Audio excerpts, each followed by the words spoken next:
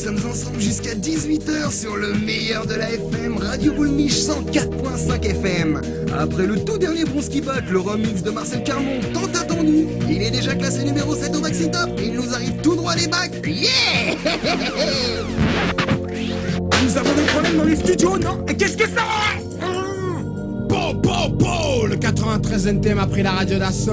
Le bâtard est bâillonné. Alors S. Ça ressemble à une influence extérieure qui, certains divulgateurs appellent ça la voix de Dieu, la technologie voix de Dieu qui te fait entendre des voix et qui t'enclin à suivre ses ordres. Alors, ça fait penser au channeling aussi. Corey Goode en avait parlé.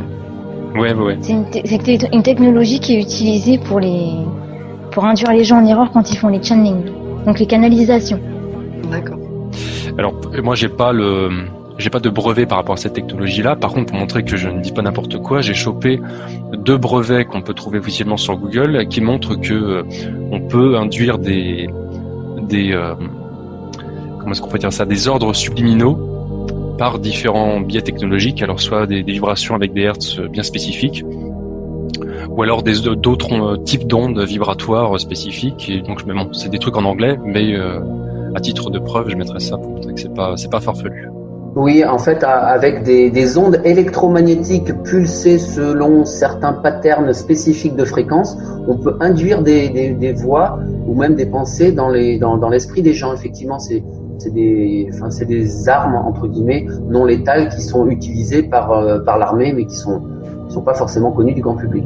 Ouais, des armes scalaires, des images, du son, etc. Ça peut être assez poussé. Oui, c'est pas que des armes d'ailleurs. Je crois avoir entendu que des Américains s'étaient plaints parce qu'il y a eu des essais publicitaires avec cette technologie-là et ils ont cru devenir fous. C'était dans une ville. Il y a plusieurs personnes qui ont témoigné d'avoir entendu des voix dans leur tête un peu publicitaires et ils se sont aperçus qu'ils étaient plusieurs. Et donc ils ont porté plainte, il me semble. Donc, ouais, ça me dit quelque chose. C'est pas du complotisme. Donc voilà. Donc après le but de ce false flag, pour moi, c'est une grosse diversion par rapport par exemple, c'était il y a pas longtemps, le mémo FISA, je vous renvoie à un précédent décodage où on en a parlé. En tout cas, moi, je pense que c'est une diversion pour ça. Ça peut être une diversion pour d'autres choses, pour l'instant. Mais je le mettrai en description pour que ce soit plus simple. Mais bon, moi, je suis pas convaincu par sa version, mais bon, c'était toujours bien de le citer. Voilà. Ok, super. Bon, et puis du coup, les Américains, ils ont du mal à retourner à l'école après cette histoire.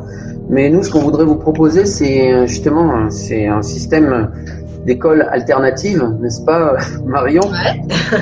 Qui donne vraiment envie d'aller à l'école. et Dieu sait si ça fleurit en ce moment. Ouais. Alors, je vais faire un petit tour un peu des changements qu'on peut observer en ce moment. Et d'ailleurs, en France, on voit bien que le système est en train d'imploser complètement. Je ne sais pas si vous avez suivi un petit peu l'actualité récemment, notamment les déclarations du ministre de l'Éducation, M. Blanquer. Donc en fait, on voit bien que l'école, elle sert à reproduire la matrice, à la faire perdurer. Voilà. Je vais citer un enseignant belge et écrivain qui s'appelle Jean-Luc Antoine, qui dit quelque chose que j'ai trouvé très très juste. Il dit: on confond éducation avec formatage, instruction avec sagesse et travail avec emploi. Qui a donc inventé tout cela et pourquoi? Alors, il pose des très bonnes questions et il pose un très très bon constat en 2 phrases. Le pourquoi, tout simplement parce que l'éducation est une des clés de voûte de la pérennité de la matrice, puisque les enfants sont les futurs adultes qui contribueront à faire perdurer le système et à le reproduire en éduquant leurs enfants comme l'entendent les élites, et donc la cabale derrière les élites. Alors ce qui est bizarre, c'est que dans le même temps, on fait face à une grande destruction de l'emploi, surtout en Occident, grâce à l'émergence de la robotisation et des nouvelles technologies. Alors ça pose des problématiques au système, parce qu'en même temps, il doit pouvoir nous formater les enfants, et en même temps, il n'y a plus besoin de nous pour travailler. C'est-à-dire que plus ça va, plus en fait, pour eux, on est trop sur la planète. C'est bien pour ça d'ailleurs qu'ils veulent nous dépeupler. C'est parce qu'on devient dangereux et qu'on est trop. Donc ils sont pris quand même dans des contradictions. Voilà. Alors c'est quoi les objectifs et les conséquences de ce système éducatif évidemment mortifère? Alors c'est déjà diffuser l'idéologie du système capitaliste et mondialiste. Ça passe notamment en ce moment, on l'a vu avec l'éducation sexuelle dès le plus jeune âge notamment en maternelle. Alors ceux qui disent que ce n'est pas vrai, je vous invite vraiment à les consulter.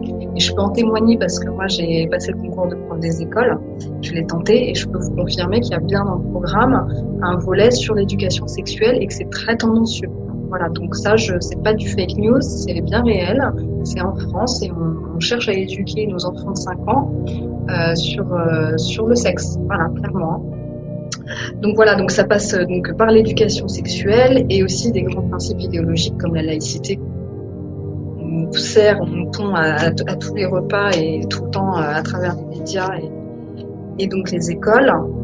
Et aussi, ça passe par l'enseignement faussé, évidemment, de l'histoire, de la science. Enfin, il y a des dogmes et ils sont incontestables. On ne peut pas contester quelconque événement historique. C'est très compliqué. Voilà. Ils veulent pas qu'on s'éveille. Hein. Même dès le plus jeune âge, ils veulent pas qu'on s'éveille. Alors que plus on est jeune, plus on est susceptible de s'éveiller. Et d'ailleurs, tiens, petite anecdote, il faut savoir que donc les conséquences pour les enfants de ce système, c'est quoi? C'est déjà l'exclusion de ceux qui ne rentrent pas dans le cadre de ce système éducatif. Alors on invente des tas de troubles, on découvre des troubles chez les enfants. Alors c'est le TDAH, donc le trouble du déficit de l'attention avec ou sans hyperactivité. Alors on va dire aussi que c'est un autisme léger. Enfin voilà, on va essayer de trouver des tas de noms pour rejeter la faute en fait. Soit sur les parents, soit sur les enfants, dire que c'est mettre ça sur le compte de maladies mentales, psychologiques, pour en fait ne pas assumer en fait le côté destructeur de l'école pour certains enfants et même de plus en plus d'enfants. Et c'est vrai, à propos des hyperactifs, il paraît que ça fait partie des symptômes pour détecter qu'un enfant est indigo. C'est ça, tout à fait. En effet, c'est vrai qu'on... Et en effet, un enfant indigo est un enfant éveillé. Et c'est pour ça qu'il faut le bourrer de cacheton pour éveiller. Voilà. Et oui, on en arrive à ça, c'est qu'il y a des parents maintenant qui, sous la pression du corps professoral, enfin de l'équipe pédagogique, des fois on vienne à donner des médicaments à des enfants jeunes. Donc c'est grave. Voilà, donc il y a de l'hyperstress aussi, effectivement, chez ces enfants, et de la mésestime. Il n'y a plus du tout d'estime de soi, puisqu'un enfant, il passe l'essentiel de son temps à l'école, comme nous au travail. Vous voyez, c'est toujours la même chose qui se reproduit, enfant et adulte, c'est qu'on est toujours happé par ce que le système, et on passe notre vie et au travail ou à l'école. Donc, absolument. Effectivement, ça développe donc des enfants avec des phobies scolaires. Donc c'est un cercle vicieux parce qu'une fois qu'ils sont en phobie scolaire, ils s'excluent de l'école. Et ensuite, ça devient compliqué pour les parents de pouvoir les placer dans les écoles spécialisées. Enfin, c'est vraiment un cercle vicieux et ça détruit l'enfant complètement. Ensuite, autre conséquence de ce système, c'est la dépossession des savoirs réservés finalement à une élite. On assiste d'ailleurs à une chute du niveau dans tous les domaines de l'enseignement en Europe. On voit bien aussi que le niveau de langage a complètement chuté chez les jeunes, sans faire du c'était mieux avant, mais on le sent quand même. On voit bien qu'il y a une chute du niveau global d'instruction. Et voilà, donc ça c'est aussi une des conséquences. Et d'ailleurs, on voit aujourd'hui des théories qui datent de 1850 ou 1900 encore enseignées en physique, en mathématiques. Enfin, on n'évolue pas. L'enseignement n'évolue pas. C'est catastrophique. Vraiment, on nous maintient dans l'ignorance pour faire de nous des gens vraiment juste bons à travailler, à exécuter les tâches et puis pas trop réfléchir. Voilà, c'est l'objectif. Une autre conséquence importante de ce système éducatif, c'est la mort de l'imagination. Alors ça c'est très intéressant parce que l'imagination, c'est ce qui fait qu'un être va être indépendant, va être connecté aussi, puisque quand on s'éveille, généralement on est aussi, on a envie de stimuler tous nos sens. L'imagination, c'est très important pour l'être humain. Et donc ça, évidemment, ils veulent le tuer. Tout ce qui est créativité, on voit bien qu'il n'y a pas beaucoup de place pour la créativité. Alors, je nuance un peu parce qu'il y a quelques systèmes éducatifs dans le monde où c'est encore un peu le cas, mais en Europe, la créativité, on la stimule pas du tout. D'ailleurs, le dessin, le chant, tout ça, c'est pas très mis en avant, pas très valorisé dans l'enseignement. C'est toujours relayé comme des matières secondaires. Voilà, donc la mort de l'imagination. Et puis, dernière conséquence, c'est que les professeurs eux-mêmes, qui bien sûr sont animés de bonne volonté, il ne s'agit pas du tout, encore une fois, de cracher sur les professeurs. Voilà, ils sont parfois pas conscients du système auquel ils participent eux-mêmes. Eux-mêmes sont formatés. Et donc eux-mêmes sont de moins en moins formés pour gérer les échecs scolaires, sont de plus en plus découragés parce qu'ils sont submergés par des milliers d'enfants qui sont plus du tout adaptés à ce système éducatif. surtout que c'est des enfants, comme tu dis, c'est une génération d'enfants en plus indigos, éveillés, etc. Donc ils sont plus du tout adaptés à ce système éducatif, et donc ça crée des grosses difficultés aussi pour les professeurs et du mal-être professoral. Ça, faut pas l'ignorer. Il y a du vrai mal-être professoral. Et voilà, être professeur, je pense que c'est une vocation avant tout. C'est pas, on fait pas ça pour le salaire, je pense, parce que je confirme. Je suis professeur, mais je suis pas dans le système. Moi, je suis dans le soutien scolaire. Justement, on m'avait dit pourquoi vous n'allez pas dans le système scolaire. J'ai dit parce que je suis tout simplement contre. Voilà. Bah ouais. Mais donc, tout ce que tu le dis, je le constate dans mon travail. Donc voilà, les professeurs aussi, on paye les conséquences. Et donc aujourd'hui, on arrive à une situation inextricable où on voit vraiment que l'école est au bord de l'implosion. Voilà, moi je peux raconter aussi comme anecdote quand j'ai passé le concours. On était, je sais plus de 2000 candidats. Il y avait des postes à pourvoir. Il y avait au moins 2000 postes à pourvoir. Et ils étaient, en fait, finalement, il n'y avait même pas assez de candidats pour le nombre de postes à pourvoir. Sachant que moi, je l'ai passé sur l'Académie de Versailles, c'est la plus grosse académie d'Île-de-France. Donc, voilà. Et voilà, donc il n'y avait pas assez de candidats déjà pour le nombre de postes à pourvoir. Donc, je vous laisse imaginer les conséquences derrière, c'est-à-dire qu'on recrute en fait tous ceux qui ont passé le concours. Et puis, advienne que pourra, quoi. Si les gens sont pas formés, sont pas aptes à être professeurs, parce que c'est quand même une vocation, et c'est pas grave, on les recrute. Voilà, donc ça donne un système qui est complètement sclérosé et incompétent, et voilà. Donc voilà pour le constat. Alors maintenant, je vais passer au côté plus positif. Je vais faire un petit tour d'horizon des modèles éducatifs et de quelques expériences ou initiatives en Occident et ailleurs dans le monde. Alors je vais vous parler déjà de l'exemple japonais. Alors, l'exemple japonais, il est, comme on s'en doute, pas du tout parfait. Surtout qu'on sait que c'est un pays, gagné par la cabale. On se doute que c'est pas un pays très en avance là-dessus. Mais malgré tout, j'ai détecté quand même des petits points intéressants. Notamment sur l'aspect justement autonomisation et responsabilisation. Il y a quand même aussi beaucoup d'activités sur le développement de la créativité. Ils ont des cours de calligraphie obligatoires, par exemple. On essaie beaucoup de développer leurs aptitudes manuelles. Voilà. Il y a aussi beaucoup de mise en pratique des savoirs théoriques. C'est vraiment pour eux l'important, c'est de mettre en pratique. C'est pas juste d'avoir des savoirs. Ça, c'est important aussi. Voilà. Donc ça, c'est les points que j'ai vus intéressants. Et puis, il n'y a pas de redoublement non plus. Voilà.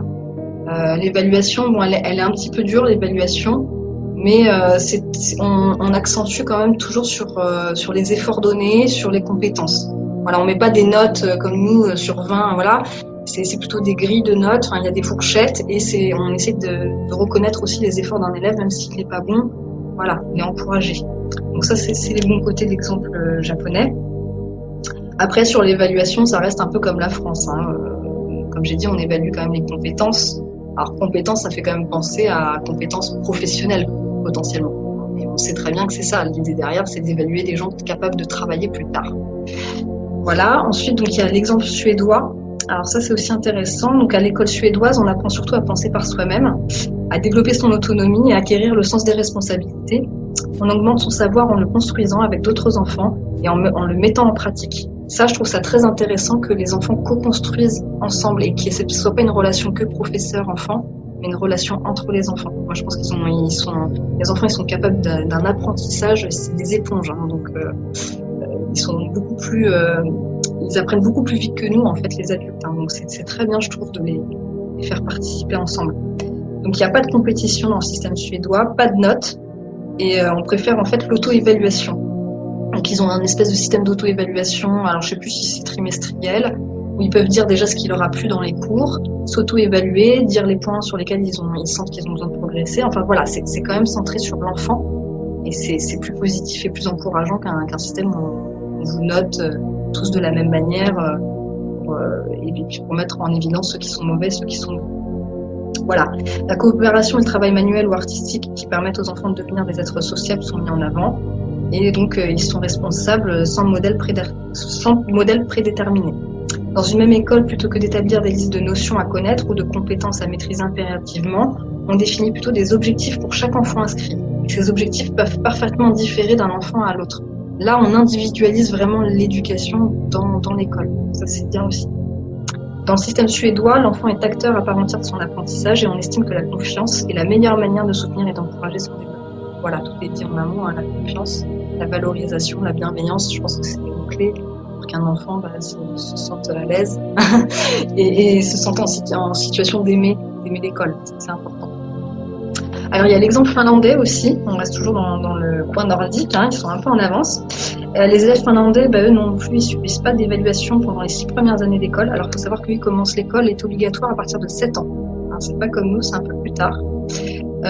Donc il n'y a pas vraiment d'évaluation si ce n'est un seul test en fait standardisé et il est effectué à l'âge de 16 ans. Donc il y a un test global pour tout le monde à 16 ans et sinon il n'y a pas d'évaluation vraiment. Voilà. Les classes des sciences sont limitées à 16 élèves, voilà, pour qu'ils puissent faire des travaux pratiques. Et les élèves du primaire disposent de 75 minutes de récréation par jour. Voilà, on essaie de faire en sorte aussi qu'ils aient des moments pour souffler. Donc voilà pour... Ouais. Juste un petit truc, j'ai vu qu'au Danemark aussi, ils avaient depuis... il y a une loi qui est passée en 1993 qui oblige tous les jeunes en fait de 6 à 16 ans à avoir 1 heure de cours par semaine dédiée à l'empathie. Oui, c'est vrai, il y a des cours d'empathie. Je vais y venir après sur les initiatives innovantes, mais c'est bien, t'as raison. Oui, il y a des cours d'empathie et voilà. Donc mais le système finlandais est connu pour être une vraie réussite éducative. À titre d'exemple, il y a 66% des élèves qui entament des études supérieures. C'est le plus haut taux d'Europe. Donc comme quoi, hein. Et 93% des élèves réussissent leurs études secondaires. Voilà, donc c'est des bons résultats. Et la Finlande dépense en moyenne 30% de moins par élève que les États-Unis. Vous voyez, comme quoi il suffit pas de mettre de l'argent pour qu'un système soit efficace. Je pense que c'est avant tout la pédagogie. On peut faire bien avec peu de moyens. En fait, c'est ça. Voilà. Et donc ils ont en fait cours que 4 heures par jour. Et les profs ont 2 heures de formation continue par semaine. Ça c'est important aussi. Donc on voit aussi que le temps d'enseignement, plus on l'allège, plus finalement on apprend mieux. Moi j'en suis convaincue. Hein. Voilà, et donc concernant les expériences un peu innovantes à l'étranger, tiens, si tu peux préparer la petite vidéo Hervé, je vous ai trouvé une vidéo qui est intéressante. Il y a pas mal d'expériences qui sont faites en ce moment sur les capacités, on va dire sur les nouvelles, ce qu'on découvre comme nouvelles capacités chez les êtres humains et donc chez les enfants, au-delà de nos sens connus, hein, la vue, l'ouïe, le toucher, etc. Et là, il y a une petite vidéo sur la stimulation du troisième œil. Et donc les capacités d'intuition en fait et donc ce qui peut en découler en termes d'apprentissage avec des enfants, c'est intéressant.